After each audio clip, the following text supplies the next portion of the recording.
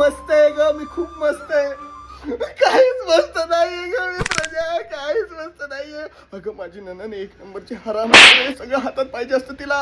परवा यांनी माझ्यासाठी साडी आणली आणि तिला आवडली तर माझी साडी काढून तिला दिली. अगं तुला काय सांगू, ही माझी नणंद तर 4-4 दिवसाला घरी येऊन थांबायला लागले. अगं 4-4 पोरं पण घेऊन येते, शेजारची पाजारची. तुला माहितीये माझा नवरा का भिकेला लागलाय? हिच्यामुळे.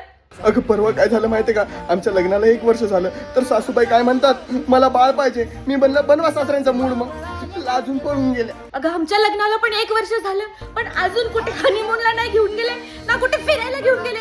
अरे जायचं कुठे बाहेर म्हणलं तर सासू म्हणते मला पण यायचंय. असं होणार आहे का बाळ?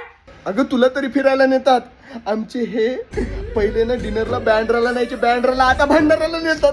अगं माझा नवरा तर तुला सांगते, आधी मॉल मध्ये शॉपिंगला घेऊन जायचं की नाही तुला माहितीये ना. आता काय करतो माहितीये काय, बहिणीचं जुने कपडे घालायला लावले ते पण तिचं आहे. आता बघ 5 मिनिटं आले मी इथं बोलायला, आता 5 सेकंड मध्ये बोलवतात बघ.